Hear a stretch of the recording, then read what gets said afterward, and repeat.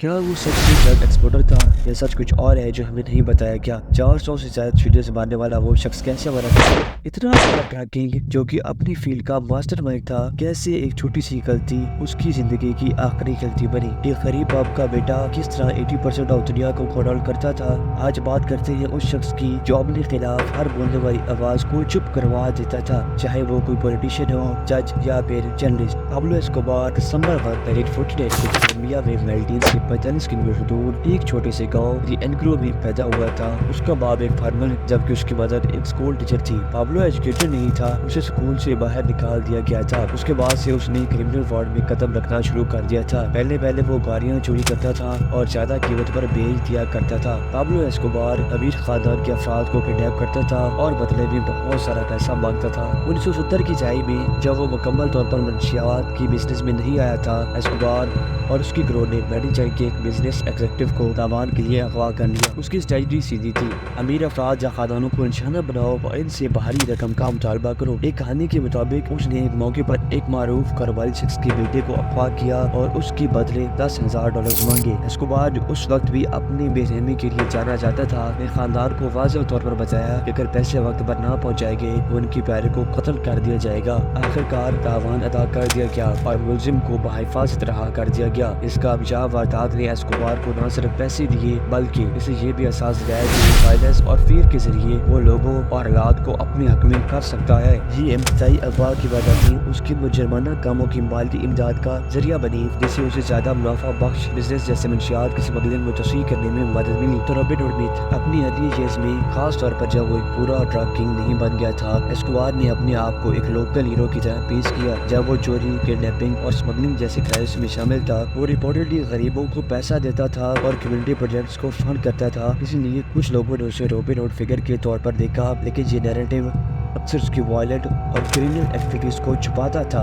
Pablo اسکوبار کا cocaine trafficking کی دنیا میں داخل ہونے کا سفر کچھ اہم لوگوں اور اعمال سے شروع ہوتا ہے جو لیٹ 90s میں ہوئے۔ کوکین میں داخل ہونے سے پہلے اسکوبار نے شروع میں میریجوانا اسمگلنگ میں حصہ لیا۔ 1970 کی دہائی میں اس نے امریکہ میں میریجوانا اسمگل کرنا شروع کیا۔ اس ارلی انوالومنٹ نے اسے ضروری تجربہ اور کیپٹل فراہم کیا تاکہ وہ زیادہ منافع دلانے والے کوکین ٹریڈ میں داخل ہو سکے۔ کوکین مارکیٹ کو غور سے دیکھنا، جیسے جیسے امریکہ میں کوکین کی ڈیمانڈ بڑھنے لگی، اسکوبار نے اسے کمائی کا بہت بڑا موقع سمجھا۔ اس نے کوکین مارکیٹ کو دھیان سے اسٹڈی کرنا شروع کیا، دیکھا کہ اسے کس طرح سے ٹریفکنگ اور بیچا جا رہا ہے۔ کوکین کو سورس کرنے کے لیے اسکوبار نے کولمبیا کے کوکو فارمر کے ساتھ رشتہ بنا لیا۔ اس نے چھوٹی شروعات کی، کوکا پتیوں کو کوکین پیسٹ اور پھر کوکین ہائیڈروکلورائڈ میں تبدیل کرنے کا بندوبست کیا۔ اسکوبار نے کولمبیا کے دوسرے ڈرگ ٹریفکر کے ساتھ پارٹنرشپ بنائی۔ اس نے ٹریڈ کے بارے میں سیکھا، جس میں اس کا کزن گسٹاوو گیویرا کا اہم کردار تھا، جس نے اس کے ڈرگ نیٹ ورک بنانے میں مدد کی۔ اس کولیبریشن نے اسکوبار کو اپنی آپریشنز کو تیزی سے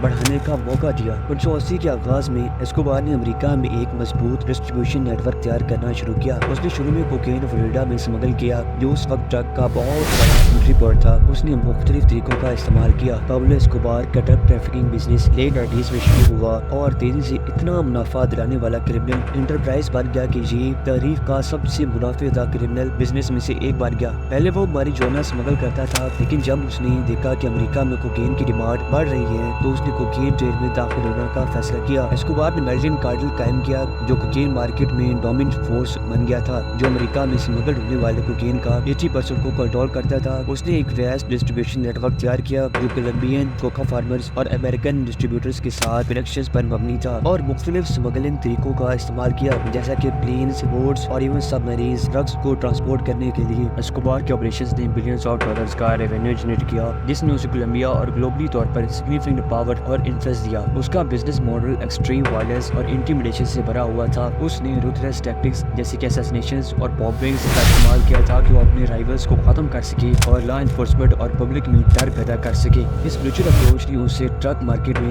ڈومیننس بنائے رکھنے میں مدد دی اور اسے دنیا کے آرگنائزڈ کرائم کے سب سے ڈراؤنی اور نوٹوریس شخصیت بنا دیا۔ اس کی دولت نے اسے مختلف فلانتھروپک پروجیکٹس کو فنڈ کرنے کا بھی بھی موقع دیا۔ پابلو ایسکوبار کا ڈرگ کنگ کے طور پر راج ایکسٹریم وائلنٹ اور بہت زیادہ ڈیتھ ٹول سے بھرا ہوا تھا۔ یہ اندازہ لگایا گیا ہے کہ 1980 کی دہائی میں جب وہ اپنی پاور کی پیک پر تھا، ایسکوبار 4000 سے زیادہ لوگوں کی موت کا ذمہ دار تھا، جس میں بہت سارے پولیس آفیسرز، پولیٹیشینز اور رائیول ڈرگ ٹریفکرز شامل تھے۔ اس کے وائلنٹ میتھڈز کا اصل مقصد کمپٹیشن کو ختم کرنا، ڈر پیدا کرنا اور کوکین ریٹ پر کنٹرول نہ رکھنا تھا۔ The fall of Pablo Escobar۔ یہ بات ہے 2 دسمبر 1993 کی، جب میریلینڈ کولمبیا میں ایک عام دن کی طرح لگ رہا تھا۔ ہوا میں تناؤ تھا جب پابلو ایسکوبار وہ مشہور ڈرگ کنگ محسوس کر رہا تھا کہ لا انفورسمنٹ کا گھیرا اس پر چڑھتا ہی جا رہا تھا۔ سالوں تک اس نے قید سے بچنے کے منصوبے چلا رکھے تھے، خوشحال اور وائلنٹ زندگی گزار رہا تھا، لیکن اس کے دشمنوں کی بلندی کی خبر اس کی سوچ میں گھس رہی تھی۔ اس کے ٹرسٹڈ ایڈوائزر نے بھی اس کو وارن کیا تھا کہ اس کی جان کو خطرہ ہے، لیکن ایسکوبار کمانڈ اور ایک انوینسیبلٹی کا احساس رکھتا تھا، ان کی فکر کو نظر انداز کر دیا۔ اس صبح ایسکوبار ایک سیف ہاؤس میں اٹھا ہے جو شہر کے آؤٹسکرٹس میں چھپا ہوا تھا۔ اس نے دوڑ لگانا سیکھ لیا تھا، لوکیشن کو بدل کر لا انفورسمنٹ سے بچنے کے لیے، لیکن آج کچھ الگ محسوس ہو رہا تھا۔ جب اس نے اپنی کافی پی، ایک عجیب سی بے چینی اس پر چھانے لگی، عام طور پر سننے والے گن فائر اور دور سے آتی سائرنز، آج کچھ خاص خاموشی تھی، جیسے کچھ ہونے والا ہو۔ ایسکوبار نے اپنی فیملی سے بات کرنے کا فیصلہ کیا، چاہتا تھا کہ انہیں اس حالت میں تسلی دے سکے۔ اس نے ایک number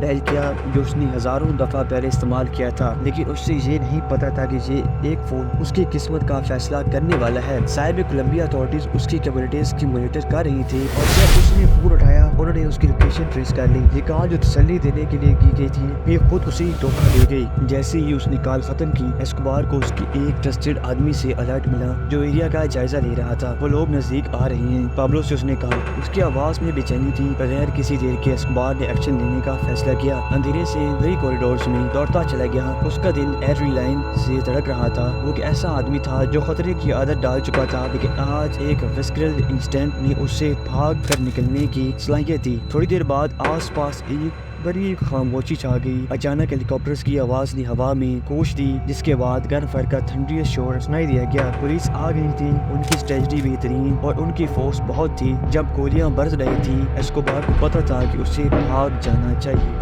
But he was dead.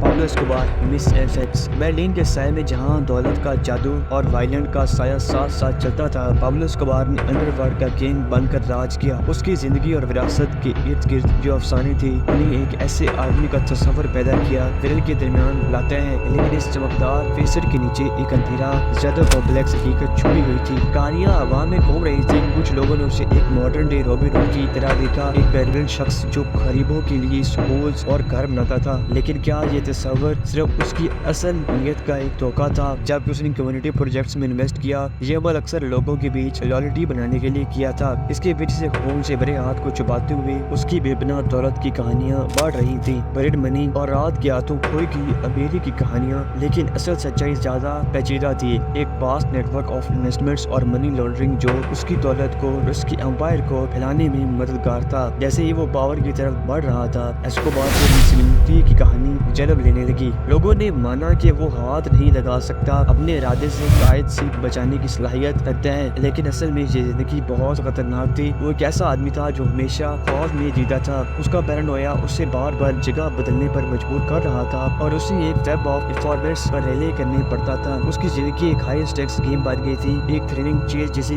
آخرکار اس کی فال تک لے جانا تھا۔ لیکن ایسکوبار صرف ایک ڈرگ کنگ نہیں تھا، اس نے پولیٹیکل ایمبیشنز بھی بنا رکھی تھی۔ پاور کی ہاتھوں میں ایک سیٹ حاصل کرنے کی کوشش میں کولمبیا کی کانگریس کی الٹرنیٹو ممبر بن کر اس نے لیجسلیٹو پالیٹکس اور اپنے کنٹرول کی گئی کرمنل انڈر بلیک کے درمیان ایک نازک لائن پر قدم رکھا۔ دوستوں نے دشمنوں کا رخ لے لیا اور ٹرسٹ درد اور کنایت میں بدل گیا جب اس نے ایک ایک کر کے اپنے پرانے الائز کو ختم کر دیا۔ ایک ریتس ٹریجڈی جو ایک ڈر بڑی ہوا کو پیدا کرتی تھی، اسے ایک خطرناک کھیل تھا جہاں سب سے نزدیک کے کانٹیکٹس بھی اس کی ڈیوائس کی عدالت بن سکتے تھے۔ تو دوستوں یہ تھی آج کی ویڈیو، ہم امید کرتے ہیں آپ کو یہ ویڈیو پسند آئی ہوگی۔ تو ملتے ہیں اگلی ویڈیو میں، تب تک کے لیے اللہ حافظ۔